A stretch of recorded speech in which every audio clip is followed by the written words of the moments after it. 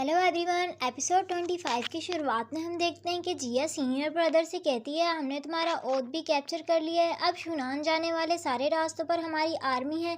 अब तुम सिवाय स्लीप केक और कुछ नहीं हो। और तो सीनियर ब्रदर ज़ोर से हंसता है और कहता है, तुम्हें क्या लगता है कि हम सिर्फ नानचिन लेना चाहते थे। और कहता है, तुम लोग जीत रहे हो क्योंकि तुम्हारे पास हेवन की ब्लेसिंग है और इसकी प्राइस कोई और पे करेगा। और कहता है कि मैं तुम्हारे वर्शिप वाले मैन को मार दूंगा। और वहाँ पर रोंगियो को लेकर आता है, जिसे देखकर सब लोग वरिड होते हैं। जिया कहती है कि तुमने पहले हमारी ज़मीन पर कब्जा किया और अब हमारे मिलिट्री काउंसलर को ह्यूमिलेट कर रहे हो। तो वो कहता है, हाँ मैं ऐसा कर सकता हूँ। तो गार्ड जिया से कहते हैं, हम जाकर इसे फाइट करते हैं। जिया ने रोकती हुई कहती है कि तुम सिटी को प्रोटेक्ट करो। तो सीनियर ब्रदर कहता है, अब तुम वो आखिरी पर्सन भी खो दोगे जिसे तुम खोना नहीं चाहती थी। तो रोंगियो कहता है कि थैंक्स, उनका शुक्रिया अदा करता है और कहता है कि हमारा एस्ट्रोलॉजी हाल ने जो क्राइम किया था, इसके बाद मैं खुद भी यही डिसाइड कर चुका था कि मैं सुसाइड कर लूँगा।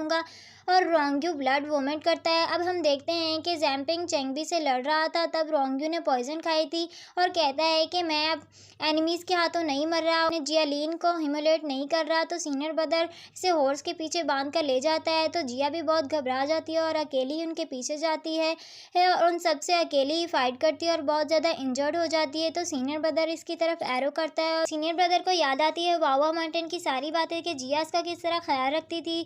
तो वो फिर याद करता है कि इसने जिया को प्रोटेक्ट करने का प्रॉमिस किया था।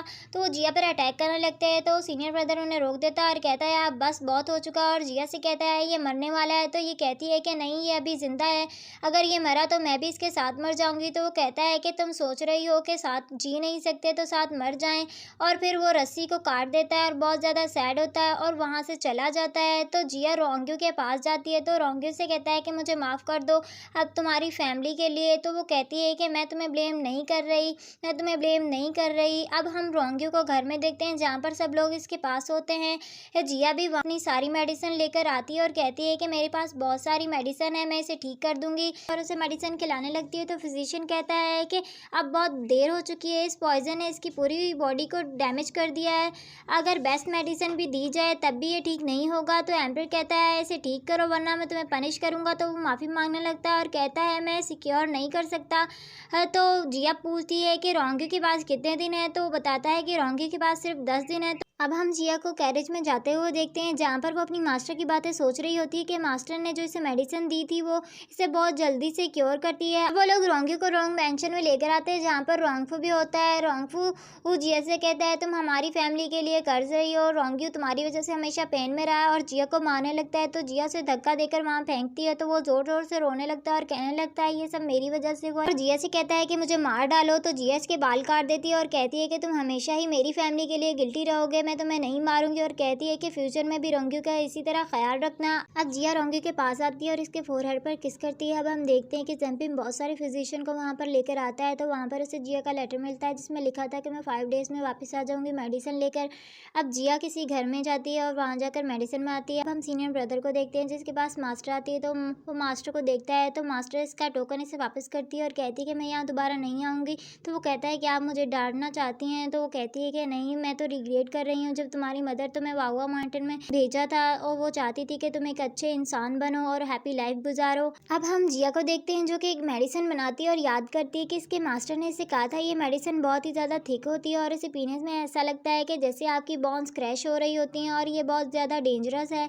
और जिया वो मेडिसिन पी लेती है और इसकी हालत बहुत ज़्यादा ख़राब होने लगती है। अब हम जियालीन में देखते हैं जहाँ पर एक स्टोरी टेलर स्टोरी सुना रहा होता है कि जियालीन ने शुनान को कैसे हराया था। अब हम एम्पर को देखते हैं जिसके पास प्रिंसेस जिया का लेटर लेकर आती है जिसे वो पढ़ता है।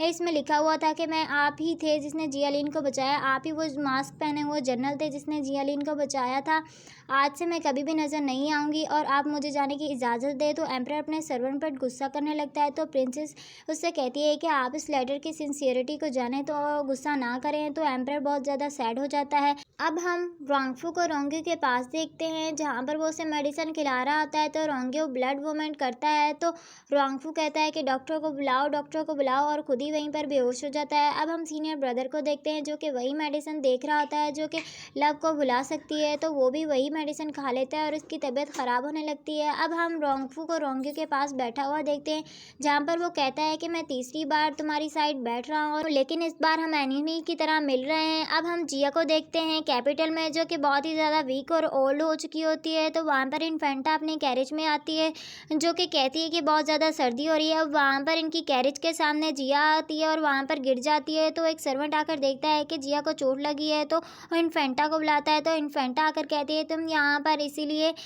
गिरी हो ताकि तुम हमें ब्लैकमेल कर सको और हमसे पैसे मांग सको। तो जिया कहती है कि कभी कभार रिलेशनशिप के लिए भी ऐसा किया जाता है, और उसे एक मेडिसिन देती है। और इसी के साथ हमारी इस एपिसोड का एंड होता है। मिलते हैं नेक्स्ट एपिसोड में।